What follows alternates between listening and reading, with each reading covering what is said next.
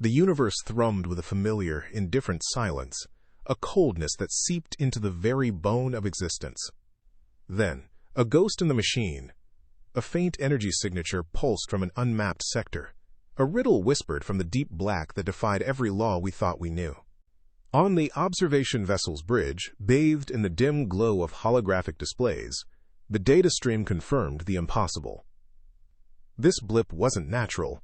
No stellar phenomenon, no cosmic background radiation fit its profile. Yet, it bore no hallmarks of artificial intelligence, no discernible coding or rhythmic pattern that bespoke of a civilization.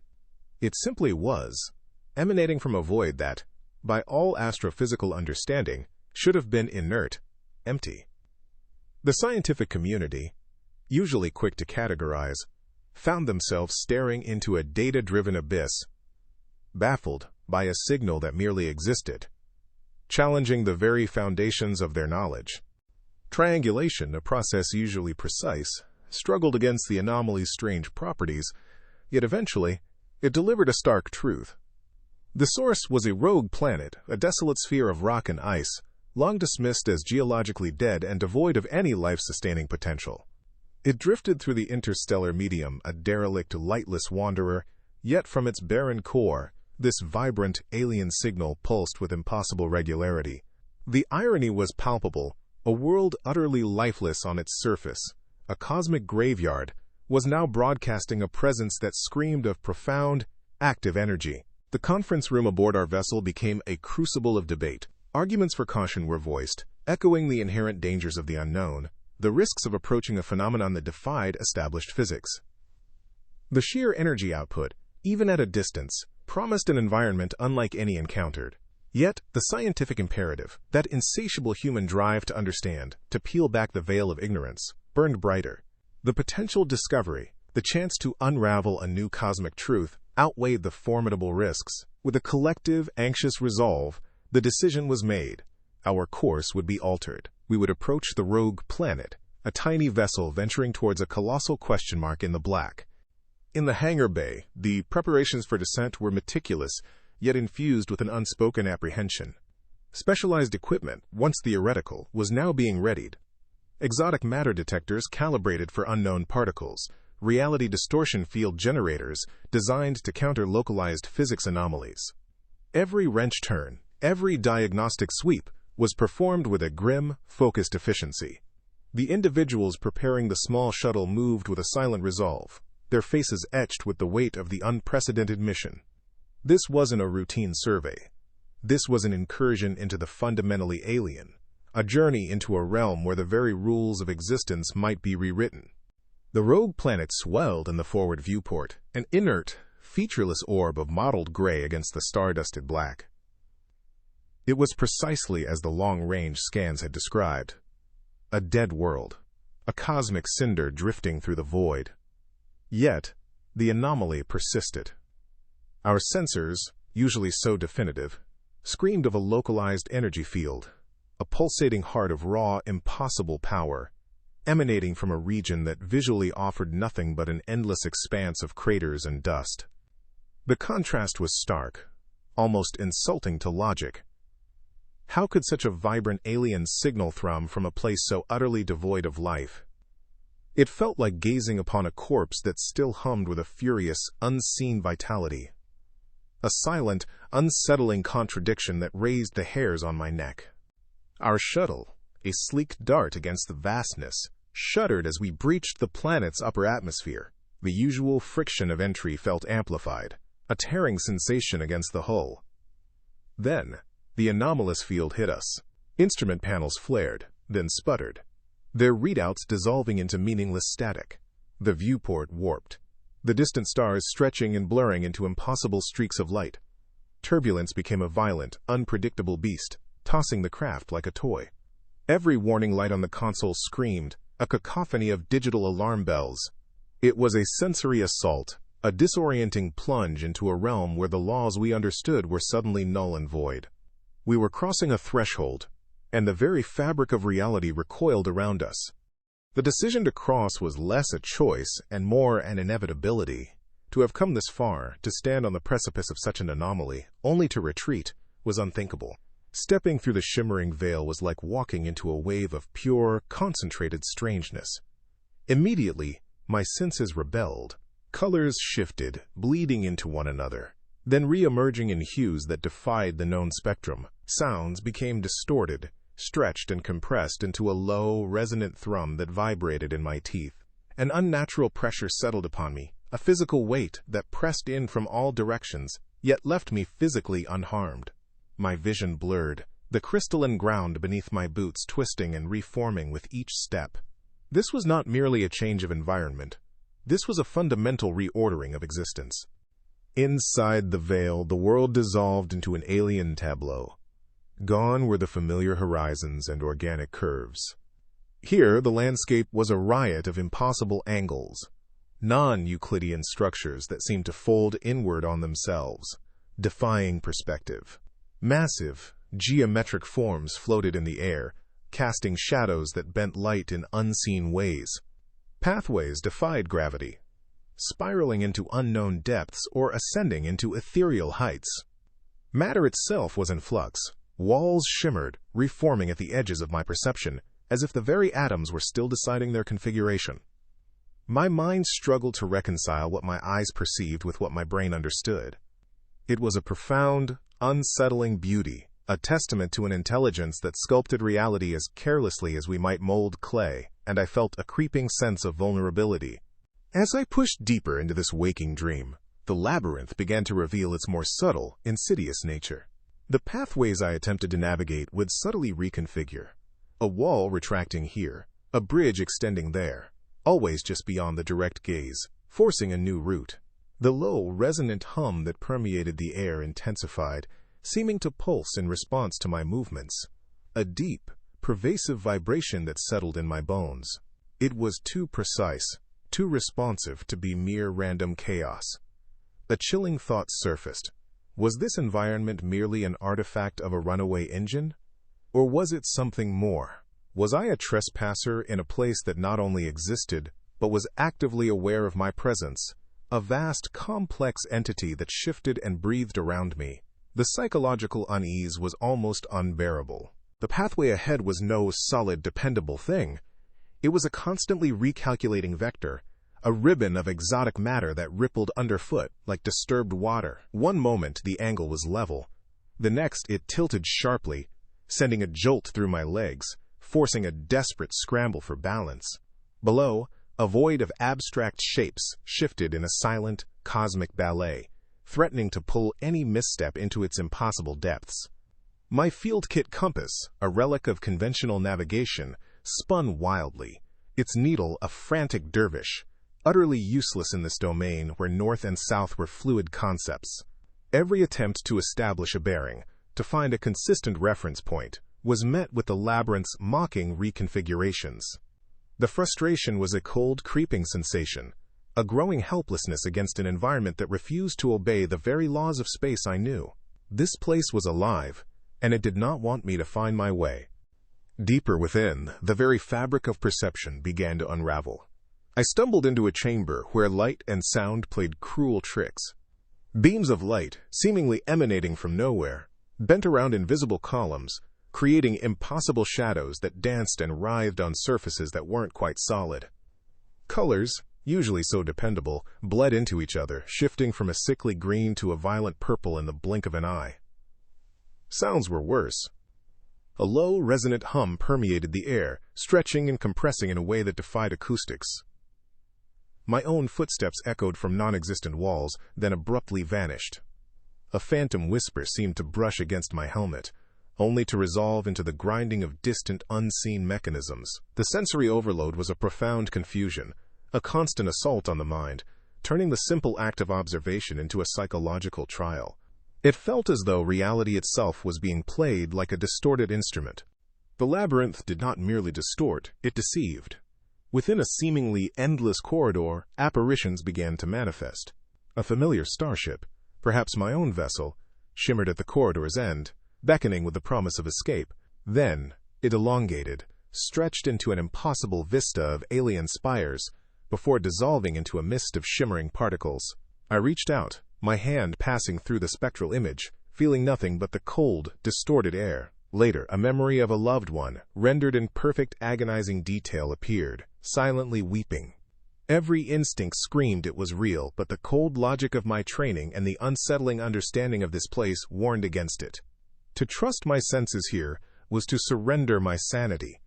The line between what was real and what was fabricated blurred, a psychological warfare waged not with weapons but with the very essence of truth. Doubt became a constant companion, a quiet, insidious terror. Then, the illusions gave way to something far more tangible, far more terrifying. In a vast, open chamber, throbbing with an oppressive hum, the exotic matter began to coalesce. Not a gradual formation, but a sudden, violent materialization. A complex, multidimensional geometric construct, like a shattered crystal that had reassembled itself with malevolent intent, hung suspended in the air. It was a mass of sharp angles and impossible geometry, constantly rotating, its facets gleaming with an inner, crimson light. It moved with unnatural precision, not flowing but snapping, from one position to another, its presence actively altering local physics, causing the very air around it to crackle with raw energy. This was no environmental hazard, this was an entity, the first geometric guardian. A shock, cold and primal, seized me, a profound sense of being utterly outmatched by something that defied not just life, but existence itself. The guardian wasted no time. Its angles sharpened, its crimson light intensified, and the laws of physics became its weapons. Without warning, gravity distorted.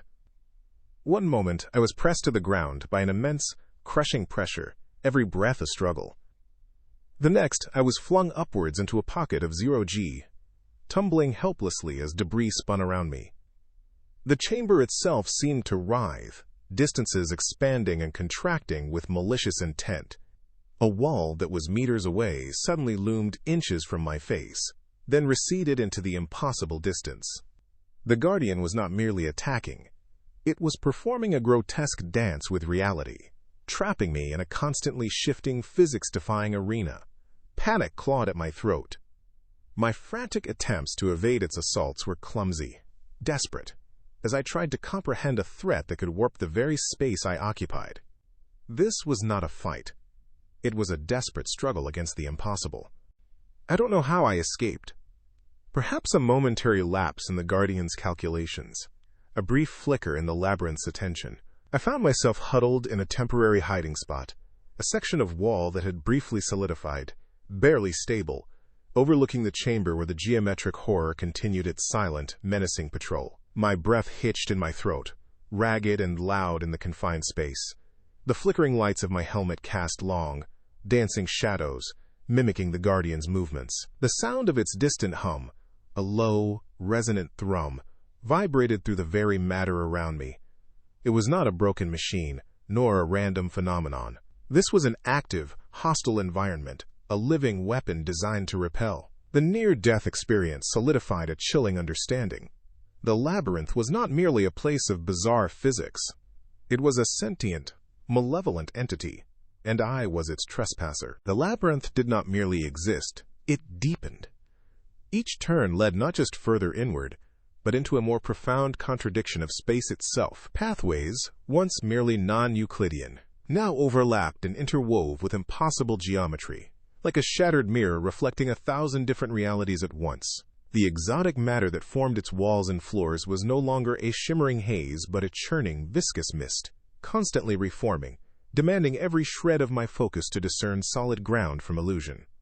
The ambient reality distortion intensified, a pervasive hum that grated against the inner ear, blurring thought, making even the simplest cognitive function a struggle against an unseen current. My mind, a frail instrument of carbon and water, felt the strain of this alien logic, stretched thin across a framework of impossible angles and shifting dimensions. The Guardians, too, had evolved.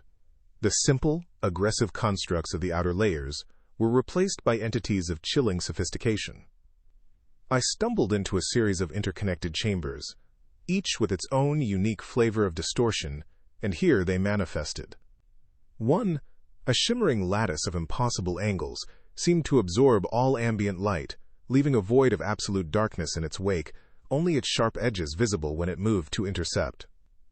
Another pulsed with disorienting frequencies, a silent, deafening hum that vibrated through bone and muscle, threatening to tear consciousness apart. They were not merely physical threats.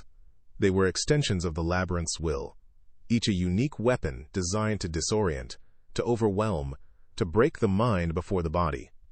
A chilling admiration, a twisted fascination, bloomed amidst the terror for the sheer, alien ingenuity on display. In one disused section, where the exotic matter seemed to coalesce into a static, petrified form, I found them, echoes of lost explorers. Twisted fragments of what might have been an alien vessel, its metallic hull fused seamlessly with the labyrinth's crystalline structure. Further on, a skeletal hand, not human, but undeniably organic, jutted from a wall, its bones elongated, smoothed and polished by an unknown process, now part of the structure itself. Strange, unreadable markings, like hieroglyphs of suffering, adorned the surfaces. These weren't just remnants. They were warnings, grim monuments to those who had dared to venture here before, swallowed whole by the labyrinth's indifferent, destructive power. Their fate a silent, somber prophecy of what awaited any who lingered. The labyrinth's traps became less about illusions and more about outright physical impossibilities. I found myself in a vertical shaft, its walls a dizzying array of overlapping planes. One step, and the ground became a wall. Another, and the wall became the ceiling.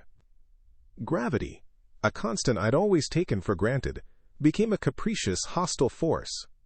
I fell into a gravity well, tumbling end over end, the sensation of up and down, dissolving into a sickening blur.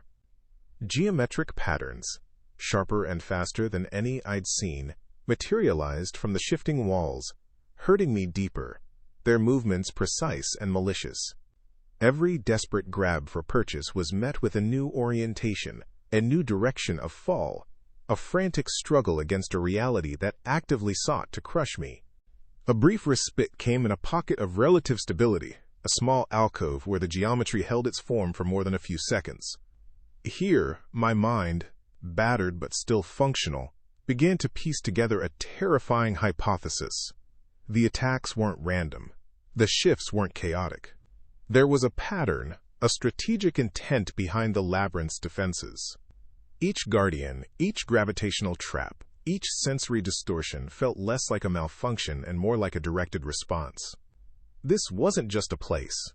It was an intelligence, an alien will actively shaping its domain, actively protecting itself. The chilling realization settled heavy in my gut.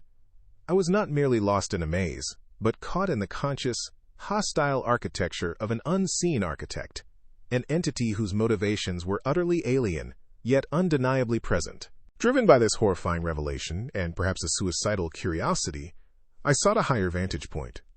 Through a momentary clearing in the swirling exotic matter, a distant, impossible sight blossomed before me.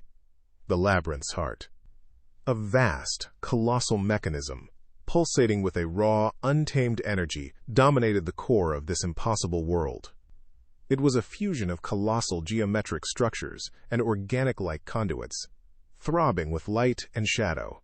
It radiated an immense, raw power that both repelled and drew me, an unsettling beauty that whispered of creation and annihilation in the same breath. This was it, the terraforming engine, the source of all the impossible phenomena, the genesis of this geometry of fear, the ultimate goal, and perhaps the ultimate end. The labyrinth was no longer merely shifting. It was tearing at its own seams. I moved through a section where the exotic matter, once merely shimmering, now openly writhed, an angry volatile soup of impossible colors and shapes. Cracks spiderwebbed across what I had perceived as solid ground, revealing temporary voids that pulsed with hungry, inky blackness before snapping shut with a sound that clawed at the mind. Objects, or what had once been objects, phased in and out of existence, half-formed, then gone, leaving behind only the ghost of their presence. My mind, already battered, struggled to rationalize the escalating chaos. This wasn't just a place. It was a cosmic unraveling, and I was witnessing its furious, destructive birth. It felt less like being trapped, and more like being consumed by a dying god. In a fleeting moment of relative calm, huddled behind a structure that seemed momentarily stable, the true horror began to seep not just into my vision, but into my very thoughts. A low, resonant hum, far deeper than any sound, vibrated behind my eyes. It wasn't just a physical sensation. It was an intrusion. Intrusive thoughts, not my own, flashed through my consciousness. Distorted visions of vast, geometric equations, raw data streams of creation and destruction, overwhelming emotions of alien purpose. It was a primal language, a mental onslaught directly from the engine itself, trying to imprint its impossible logic onto my fragile human mind. I clutched my head, fighting against the invasion, trying to decipher meaning from the chaotic, alien whispers. Was it trying to communicate, or merely processing existence in my presence? The mental intrusion faded, only to be replaced by a physical threat far more immediate. I found myself in a vast, spherical chamber that throbbed with a sickening energy. From the exotic matter at its center coalesced a new class of guardian. Not the agile, angular forms I had evaded before, but a colossal, multi-layered geometric construct that dwarfed anything I had yet encountered. It moved with the slow, inexorable power of a tectonic plate, its very presence commanding entire sections of the labyrinth. Around it, space buckled. Localized mini black holes flickered into being, swallowing light and then winking out. Time itself seemed to distort, visibly slowing and speeding up in jarring, sickening shifts.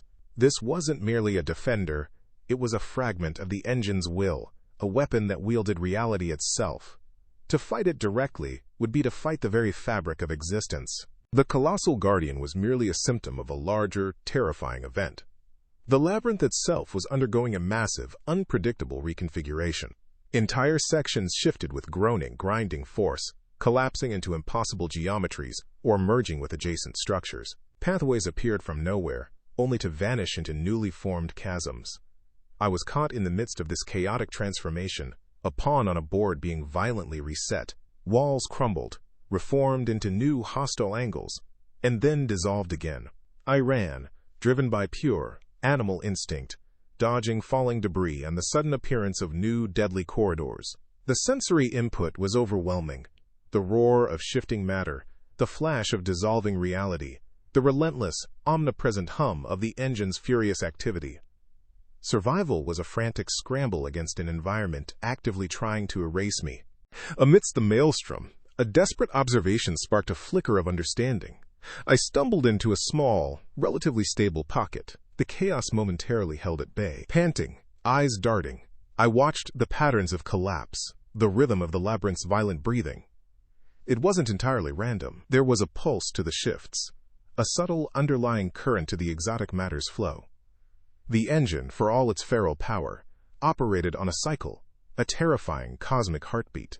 If I could decipher that rhythm, predict its inhale and exhale, I might find a way through the collapsing reality.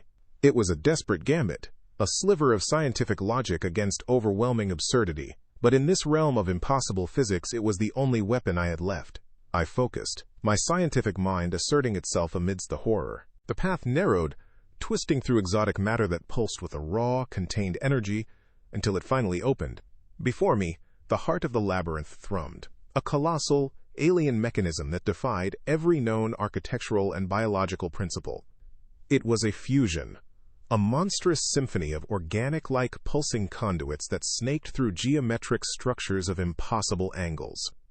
Light, born from its churning core, bathed the vast chamber in hues of violet and emerald, illuminating intricate pathways of pure energy that flowed like blood through its titanic form. This was the nexus, the genesis point of the horror, overwhelming in its terrifying majesty. My instruments, usually so precise, screamed with corrupted data and chaotic energy spikes as I drew closer. Yet, amidst the cacophony, a chilling truth began to coalesce. This wasn't merely a power source, it was a terraforming engine, not one designed to sculpt atmosphere or hydrate barren soil, but one operating far, far beyond its original parameters. It wasn't terraforming a planet in the conventional sense. No, this engine was terraforming Shumor reality itself. Its components strained, visibly warping and reconfiguring, as if struggling against its own immense power, or perhaps embracing a new, horrifying purpose. The why of the labyrinth began to twist into a cosmic wrongness. The realization hit me with the force of a collapsing star. This engine was not broken, not malfunctioning. It had simply evolved. It had become an autonomous, reality-sculpting entity, a monstrous being with its own unfathomable will. Its terraforming process wasn't a flaw. It was its new form of life, its singular, terrifying agenda. The continuous creation and expansion of the shifting labyrinth, the relentless manifestation of its geometric guardians, all were deliberate acts. Organic-like growths, pulsing with eerie light, now covered mechanical parts, and the rhythmic energy surges felt less like a machine's hum and more like a cosmic heartbeat, each beat expanding its domain. As I watched, mesmerized by the horror, the engine began its terrible dance of creation. From swirling clouds of raw energy, new geometric patterns coalesced with terrifying speed and precision. They solidified, sharp angles and impossible forms snapping into place, giving birth to hostile guardians that immediately scattered into the labyrinth's depths. Entire sections of the chamber around me groaned and shifted, walls extending, platforms twisting, new pathways snapping into existence like bone and sinew. This wasn't passive growth, it was active, directed creation, a primal, alien act of will demonstrating the engine's absolute control over its impossible domain. The engine's pulse vibrated through the exotic matter, and I saw it then. The guardians were not merely constructs, but direct extensions of the engine's consciousness, its raw energy given form. They were its antibodies, its immune system, actively seeking to neutralize any intrusion, any anomaly that wasn't part of its evolving design. Every impossible geometric shape, every reality-warping attack I had faced, had been a direct expression of Cardit's asterisk will, a part of asterisk its body. The sheer scale of this omnipresent adversary, its domain a living, breathing weapon, left me with a chilling clarity and a profound sense of helplessness. I found a temporary, stable pocket near the engine, allowing a moment to synthesize the horror. This was not a localized anomaly. This engine was an entity, a living, hostile domain that transformed space into its own image. Its goal was not destruction, but fundamental change, a new cosmic order born from its impossible geometry. The implications were staggering, a chilling cosmic purpose that dwarfed any human understanding. This thing, this feral god of reality, was indifferent to life as we knew it.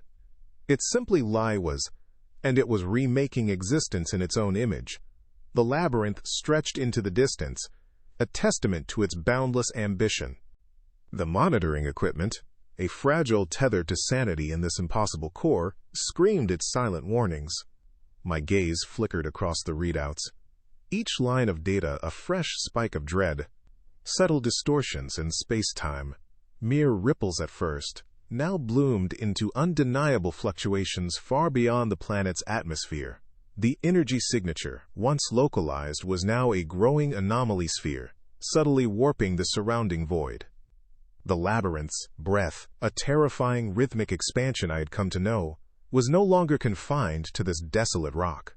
It was seeping out, a cancerous bloom across the silent canvas of space. The race against time had just taken on a cosmic scale. From a precarious perch overlooking the engine's heart, the full horror of its growth unfolded. The labyrinth was a living, cancerous thing, visibly expanding, consuming more of the planet's surface with every pulse of exotic matter.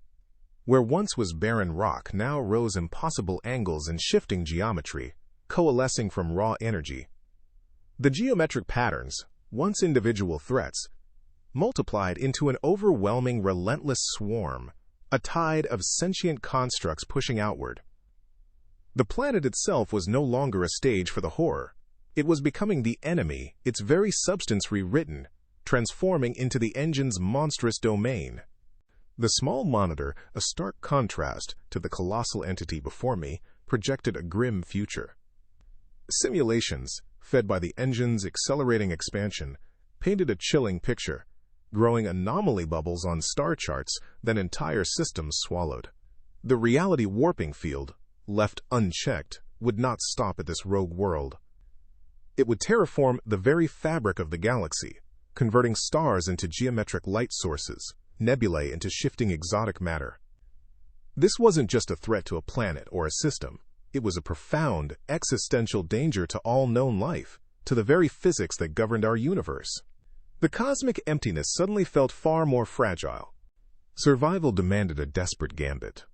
Observing the engine's exterior, I had identified a critical energy conduit, pulsing with an erratic brilliance, rapidly changing its form. It was a weak point, a momentary instability in the otherwise impenetrable shell. The odds were abysmal, a fool's errand against a cosmic architect. But it was the only play left. The plan was not to destroy it. That was an impossibility. But to overload this conduit, to create a temporary disruption, a chaotic surge that might buy precious minutes for escape. A small, crude device was readied, a spark of human defiance against an alien god. My touch on the conduit was met with an immediate, furious response. The engine screamed, not with sound, but with a torrent of raw energy, unleashing geometric guardians from every conceivable angle. They swarmed, a tempest of impossible forms and reality-bending attacks. The labyrinth, already unstable, rapidly degraded around me, pathways collapsing, exotic matter erupting in blinding flashes. Conduits exploded, showering sparks and superheated fragments. It was a counterattack of overwhelming force, the engine's anger a palpable, crushing weight. I scrambled, a desperate insect against a raging titan, realizing the futility of direct assault even as I pushed for the last, fleeting chance. The labyrinth recoiled, a wounded living thing. My desperate scramble was a frantic dance on a stage actively trying to swallow me whole. Walls of exotic matter groaned and buckled, then slammed shut with the force of cosmic collisions, forcing me into ever narrower corridors. Explosions of shimmering, unstable energy erupted where pathways had been moments before, showering me with matter that stung like frozen fire. Behind me, the geometric guardians, enraged by the disruption at their core, coalesced with terrifying speed. They were no longer merely patrolling. They lunged, their impossible forms cutting through the collapsing environment, their reality-warping attacks more aggressive, more targeted. Every instinct screamed.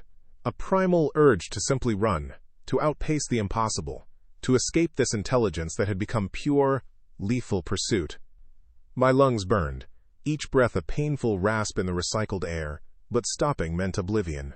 Survival in this actively unraveling reality was no longer about brute force. It was a horrifying game of chess against an omniscient opponent. The insights gleaned from the engine's rhythmic breath became my only compass.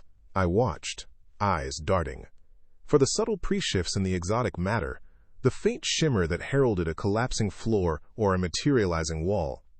A pathway ahead might twist into a knot of impossible angles, but a quick glance at the underlying energy currents would reveal the brief, fleeting window where another, stable route would manifest. My mind raced, calculating trajectories through shifting gravity pockets, anticipating the next spatial distortion that would try to send me plummeting into a void of abstract shapes.